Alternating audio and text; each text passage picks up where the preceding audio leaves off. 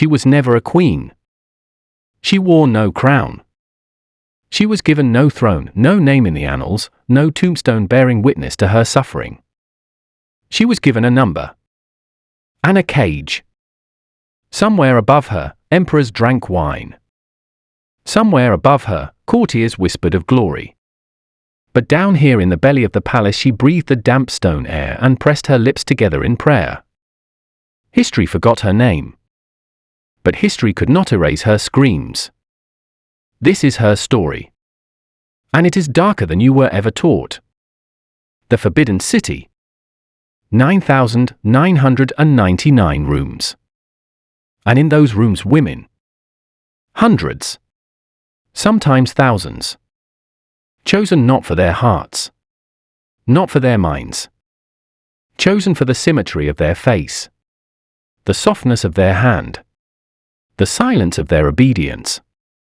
They came from noble families. From distant provinces. From conquered lands far beyond the empire's heart. Their fathers bowed as they handed them over. Their mothers wept in silence. For to be chosen was considered an honor. To the families perhaps. To the girl. To the girl, it was the end of everything she had ever known. The gates closed behind her. They would never open for her again. The system of imperial concubinage stretched across 3,000 years of Chinese history. But it was not unique to China. In the Ottoman Empire the harem. In the courts of Persia the anderuni. In the palaces of Japan the ooku. Every great empire. Every divine king. Every conqueror who sat upon a jeweled throne. All of them kept women. All of them locked them away. And all of them, every single one, pretended such women did not truly exist. Inside the palace walls, there was a hierarchy. A cruel architecture of rank. At the top the empress. Wife in name. Power in theory. Below her the noble consorts. Women of high birth who had earned some measure of imperial favor. And below them, the others. The nameless ones. The ones assigned numbers instead of titles. Most concubines never saw the emperor at all. They entered the palace young. They grew old within its walls. They died there. Never touched. Never acknowledged. Never free. They were decorations. Living furniture. Breathing proof of an emperor's unlimited power. And yet within that gilded prison some women dared. Some women schemed. Some women clawed their way upward through whisper and poison and beauty and cunning. And some were destroyed for it. In the winter of 1661, the Xuanji Emperor of China died. Or so they said. What history recorded as a death from smallpox. Others whispered was a retreat. A vanishing. For the emperor had lost his beloved concubine, Dong Yi. He had loved her above all others. Above his empress. Above his dynasty. Above reason itself. And when she died, 30 of his servants were buried alive with her. To serve her. In death. But that is not the darkest part of this story. The darkest part is what happened to the women who survived him. When an emperor died, his concubines faced a choice. No. That is not the right word. They faced a sentence. In the earliest dynasties they were buried alive. Placed in the tomb beside their lord. Sealed within the dark. Archaeologists have found them. Bones still curled in positions of terror. Hands pressed against stone walls. Fingers worn to nothing. But even in later, more civilized centuries the sentence remained. Different. But no less cruel. They were sent to monasteries. Their heads shaved. Their silk replaced with grey wool. They were forbidden from speaking of the emperor. Forbidden from speaking of pleasure. Forbidden, in some cases, from speaking at all. And they would remain there. Until they died. Lady Wan was 23 when she entered the Forbidden City. She was 41 when she was removed from it. She died at 67 in a monastery she had never chosen, in a life she had never asked for. She left behind no children, no writings, only a single line in a court record, written by a clerk who never met her. She gave no trouble. She gave no trouble. That was all that history deemed worth recording of a woman's 44 years of imprisonment. But not all of them were silent. Not all of them submitted. History feared those women most. In the Ottoman court, the harem was not merely a prison. It was a battlefield. And the women who mastered it did not do so with swords. They did so with patience, with poison, with the careful cultivation of a sultan's affection. Harem Sultan, called Roxolana by Europeans who feared her, was a slave girl taken from Ruthenia. She was nobody. She was nothing. Until she became everything. She taught herself to read. She wrote poetry. She wrote letters to Suleiman the Magnificent that made him weep. She made him do something no sultan had done in over a century. He freed her.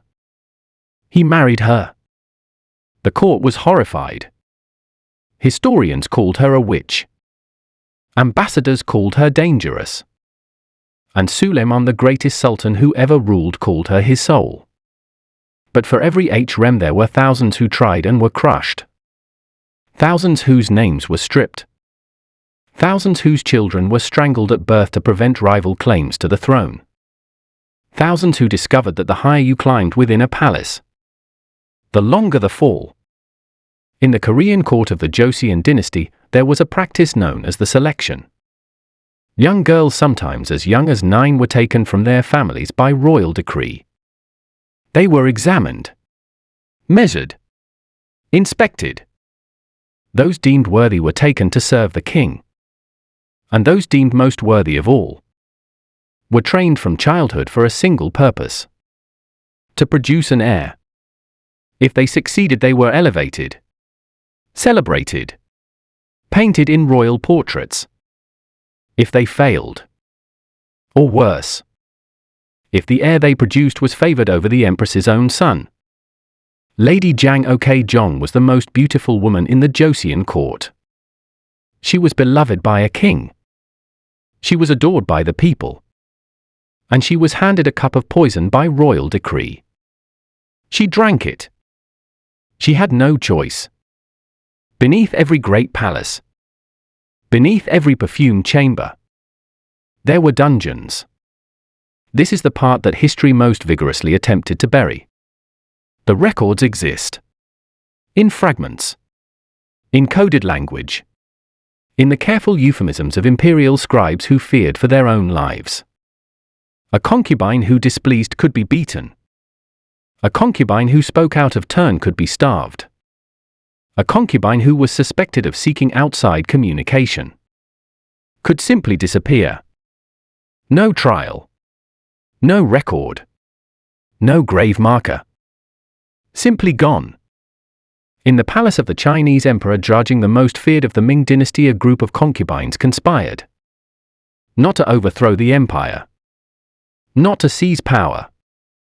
Simply to end their tormentor. In the night of October 1542, 16 palace women entered the emperor's sleeping chamber. They carried a silk cord. They would have succeeded. But a knot slipped. An alarm was raised. Guards came running. The women were taken. All 16. They were sentenced to the most extreme punishment the dynasty possessed. Ling Kai. A death measured not in minutes but in days. Their families' mothers, fathers, brothers, cousins were executed as accomplices. Entire bloodlines erased. Because 16 women dared to reach for freedom. History recorded their punishment. History did not record their names.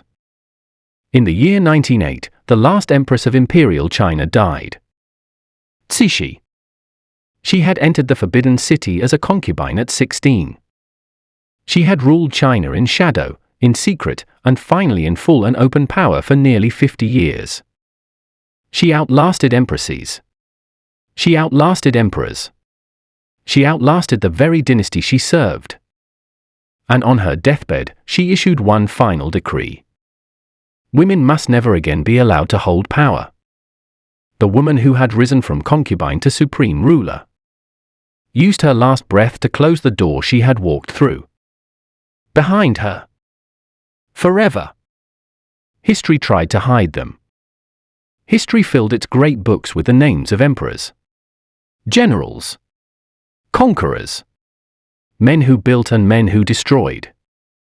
And it wrote the concubines in margins, in footnotes, in the briefest of asides, and also in the palace women, as though they were furniture, as though they were weather, as though their suffering required no further explanation. But consider what we know. The Ming dynasty alone housed an estimated 10,000 women within the Forbidden City at its peak. The Ottoman harem housed 400 women at minimum. The Persian court uncounted. The Korean palace uncounted. The Japanese inner sanctum uncounted. 10,000 in one palace alone. And we remember perhaps 30 names. The ones who left traces did so in desperation. Letters smuggled beneath silk hems. Poems carved into wooden bedposts in the dark. Prayers whispered to the cold palace walls. And occasionally in a court record, in a bureaucrat's ledger, in the margin of a dynasty's account, a single line. She wept today. She refused to eat. She was removed. History tried to hide them.